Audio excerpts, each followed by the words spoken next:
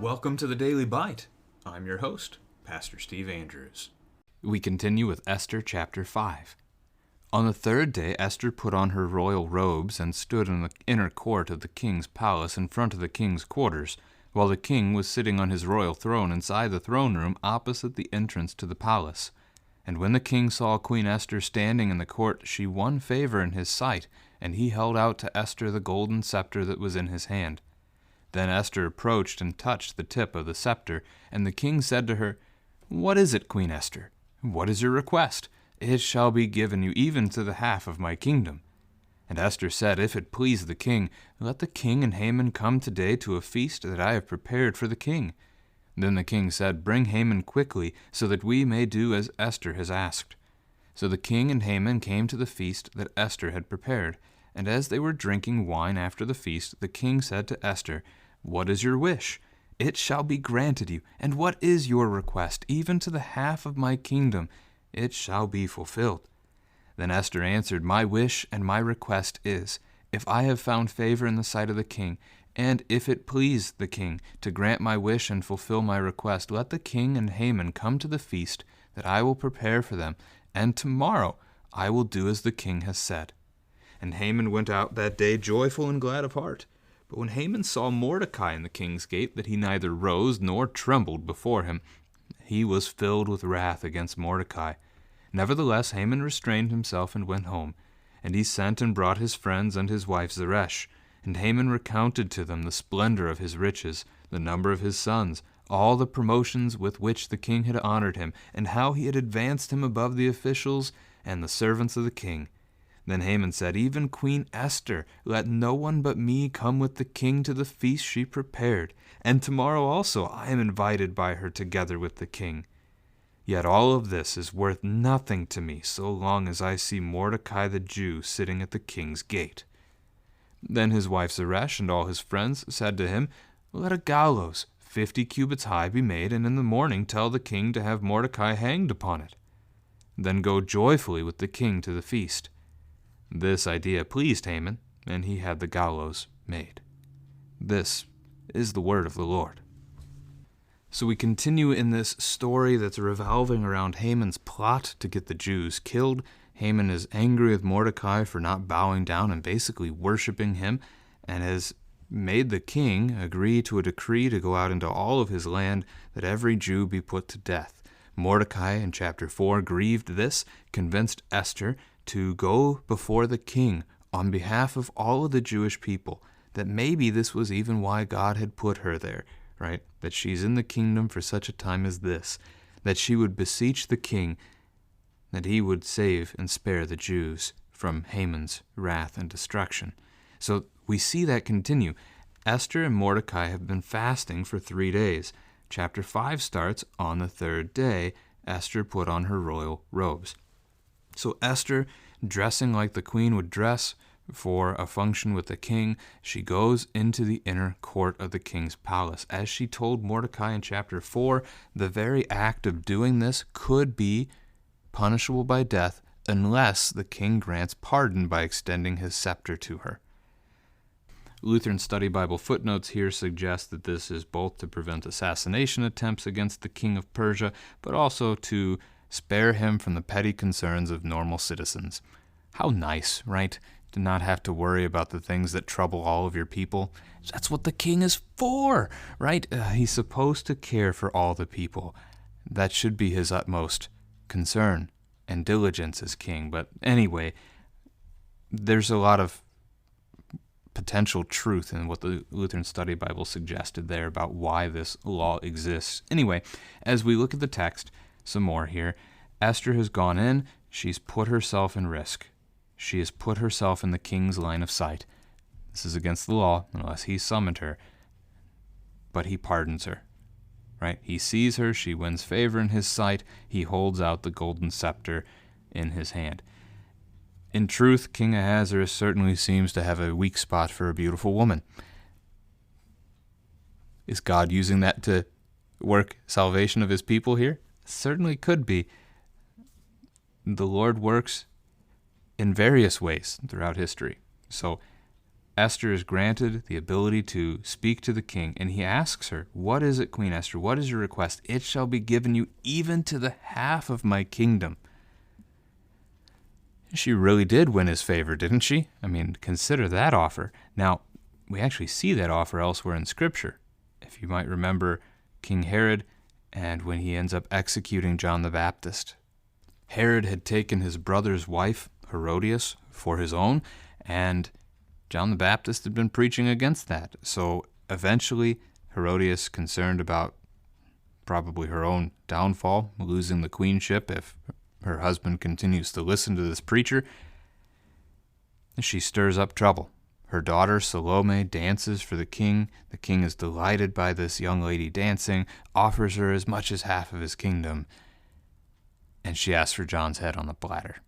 Right? So this is a very similar offer here from King Ahasuerus to Esther.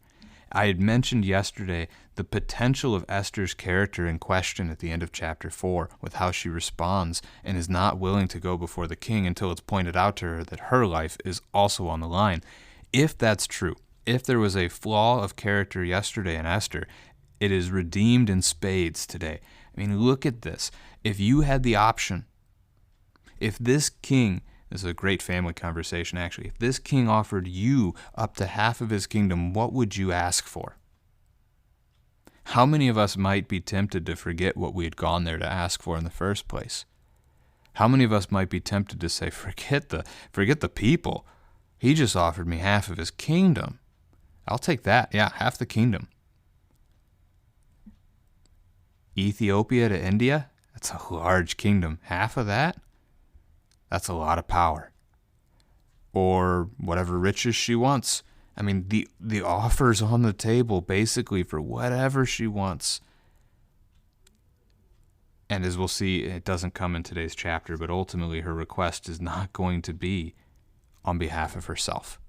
This is good, very good indeed. This is a faithful moment for Esther. We saw that faithful moment for Mordecai yesterday. There might be a layer of interceding, right, that we could talk about here in terms of a parallel to Christ for us, that as the Jews are standing condemned right now in this moment, Esther is going to stand before the king on their behalf, pleading for them. We stand condemned in our sin, deserving of death, and yet Jesus stands on our behalf before the King of everything, right, the King of the universe, God the Father. He stands on our behalf and makes intercession for us. He pleads for us, for our forgiveness, for our release, for our pardon. There's a connection there to be seen, certainly. Now, as we continue, what does Esther do? The king has offered her half the kingdom. She invites the king and Haman to join her for a feast. I just had a thought as I was prepping on this one, the study here, the idea that Esther's been fasting for 3 days and she's now prepared a feast. That would be really hard, right? To fast for 3 days straight and then cook food for someone else. And yet that is what she has done. She has made this feast for both Ahasuerus, her husband, and Haman to enjoy. And as they've enjoyed it, right, they were drinking wine after the feast. Verse 6, the king finally asks Esther again, what is your wish? And he shares that same idea, even up to half of his kingdom. And her request, this is almost like that idea when the genie offers Aladdin 3 wishes. That's a familiar story to most. And one of the rules is he can't wish for another wish. She actually asks the king, like, this is my wish, this is my request, eat with me tomorrow. Right? And then at that point, tomorrow, she'll make her request. But she just made her request, right? It's interesting. But the king is going to grant this as well. So he and Haman both are invited back to eat with her again the next day. I guess we don't actually see it said that they agreed, but obviously they've agreed as we continue on in the text. Why not ask right away?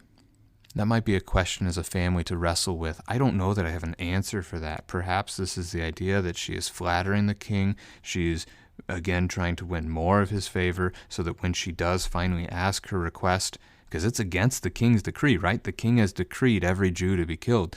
She's going against the king's decree. She's asking him to take back the law that he has passed. That's not an easy thing. So maybe she's trying to work him up to it. Maybe, again, his weakness for the beautiful woman in his midst.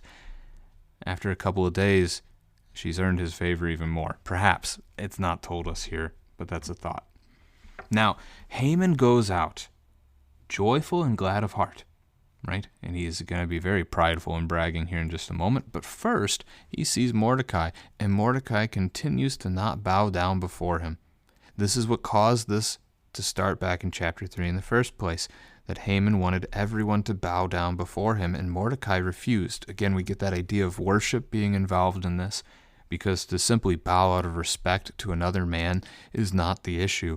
There must be more going on. And Haman's upset, offended, angered, driven to extreme anger by Mordecai refusing to bow down before him. It was that anger that caused Haman to make the decree that all the Jews be executed. It was that anger that continued to stir in Haman so that he dwelt on this for almost an entire year, casting lots every day, trying to get the right answer from his casting of lots that he could go and speak to the king. Basically, if you're thinking of like flipping a coin, heads or tails. Heads, I go and talk to the king. Tails, I don't. Heads, I go. Tails, I don't. He kept getting the wrong answer from the lots, and yet he insisted for 11 months on this thing, right? Opportunity for repentance was there. He rejected it. Haman is so set in this thing. So here we see it again. He sees Mordecai, and that wrath just stirs inside of him just to see this man. He goes home, invites his friends, invites the Resh, and just like the king in chapter 1 bragged to his entire kingdom about how great he was, Haman now brags to the people beneath him, right, his friends. He's second in the kingdom, though, so everybody other than the king is beneath him. He brags to those that he can about how great he is, how wealthy he is, how promoted the king has made him, how the king himself has honored Haman in such ways. Even the queen, right? A couple of sentences there about how Esther has honored him, how she feasted with just him and the king, and how he's invited to do it again with her tomorrow. But, verse 13, all of this is worth nothing to me so long as I see Mordecai the Jew sitting at the king's gate. Talk about hatred. It fills him so deeply, so thoroughly, that everything he has is meaningless to him. He doesn't see the glory that he already possesses because of this one little thing. Many parallels could probably be made to that idea, even in our own sinful lives, right? Our discontentment as we think about how our day may go, and we forget that the Lord has given us another day. He's given us the air we breathe, the water we drink, the food we eat, the clothing we wear, the roof over our head, the means of transportation to go and do the things that we need to do to serve and love the people around us. He has given us so much, and yet we'll find that one thing to focus on, that one thing to complain about, to grumble about against the Lord, rather than have that contentment with everything God has blessed us with. So the idea of thankfulness, contentment, stands very much in opposition here for Haman. He's not content. Second in command of all of the kingdom of Persia. And because this guy won't bow down to him, he can't have it. Trouble, definitely. A hardened heart of a sinner in Haman. Zeresh, his wife, and all of his friends come up with an idea. Why don't you go and have a gallows built? So if you've ever played the game of hangman, you know what a gallows is. It's the thing from which you hang your little hangman guy. He's going to have Mordecai executed by hanging to death in the morning. So build the gallows, go to the king first thing in the morning, tell him that this Mordecai guy's trouble, and have him executed. Haman loves the plan, gets right to work, has the gallows made, 50 cubits, 75 feet high. There's definitely no risk that Mordecai's feet will touch the ground. It appears the height of the gallows is fairly matching to the height of Haman's wrath. This is like a 6-story building, right, that he's going to have this man hung from. But God is at work, and we'll see that this plot backfires when we continue with chapter 6 tomorrow.